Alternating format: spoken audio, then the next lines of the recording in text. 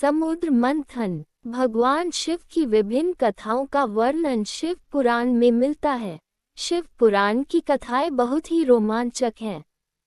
भगवान शिव के अनेकों कथाओं में से समुद्र मंथन की कथा भी एक है।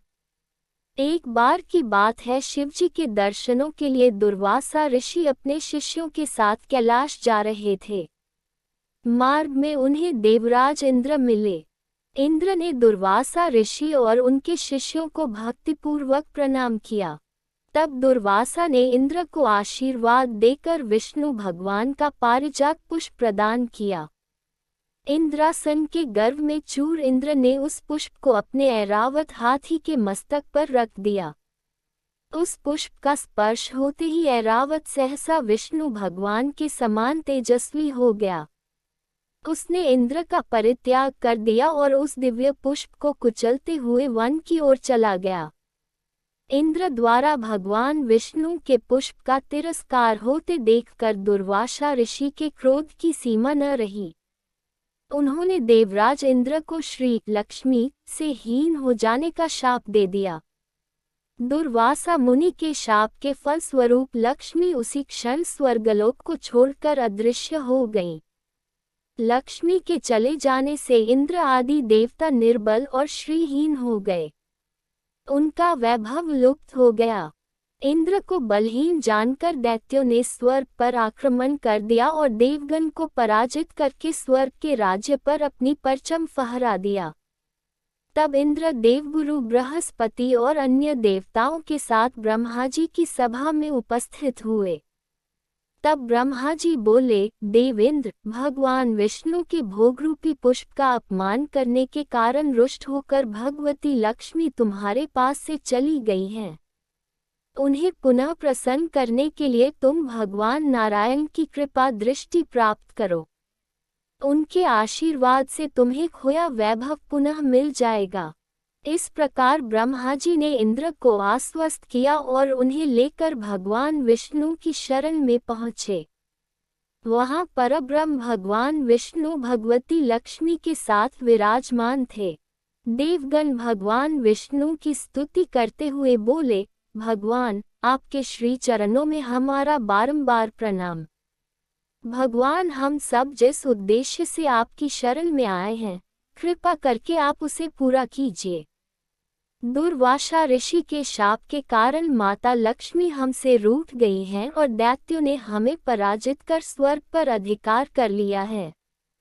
अब हम आपकी शरण में हैं, हमारी रक्षा कीजिए। भगवान विष्णु त्रिकालदर्शी हैं। वे पल भर में ही देवताओं के मन की बात जान गए। तब वे देवगण से बोले, देवगण, मेरी बात ध्यानपूर्वक सुने, क्योंकि केवल यही तुम्हारे कल्याण का उपाय है। दैत्यों पर इस समय काल की विशेष कृपा है, इसलिए जब तक तुम्हारे उत्कर्ष और दैत्यों के पतन का समय नहीं आता, तब तक तुम उनसे संधि कर लो। क्षीर सागर के गर्भ में अनेक दिव्य पदार्थों के साथ साथ अमृत भी छिपा है। उसे पीने वाले के सामने मृत्यु भी पराजित हो जाती है। इसके लिए तुम्हें समुद्र मंथन करना होगा। ये कार्य अत्यंत दुष्कर है, अतः इस कार्य में दैत्यों से सहायता लो। कूटनीति भी यही कहती है कि आवश्यकता पड़ने पर शत्रुओं को भी मित्र बना लेना चाहिए। तत्पश्चात अमृत पीकर अमर हो जाओ, तब दुष्ट दैत्य भी तुम्हारा अहित नहीं कर सकेंगे। देवगण वे जो शर्त रखें, उसे स्वाकीर कर लें।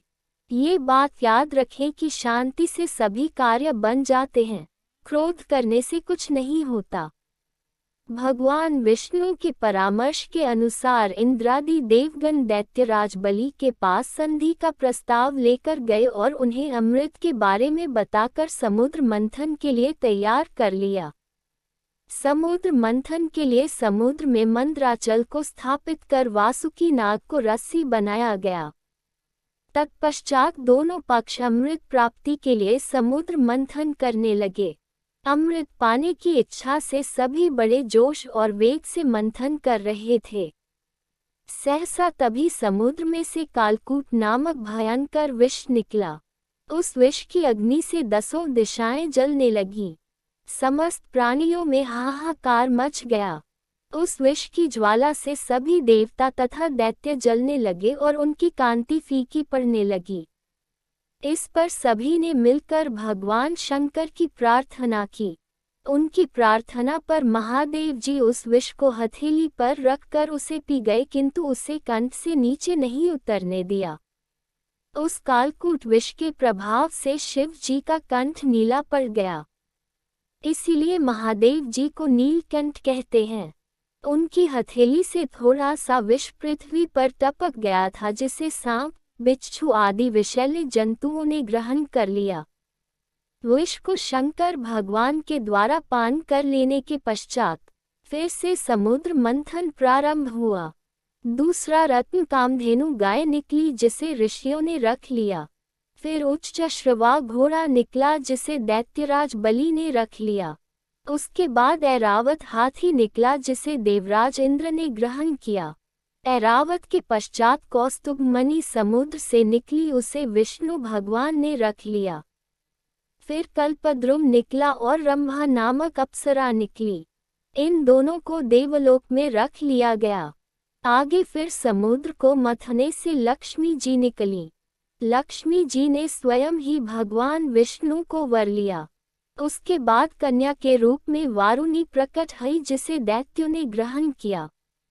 फिर एक के पश्चात एक चंद्रमा, पारिजात वृक्ष तथा शंख निकले और अंत में धन्वंतरी वैद्य अमृत का घट लेकर प्रकट हुए।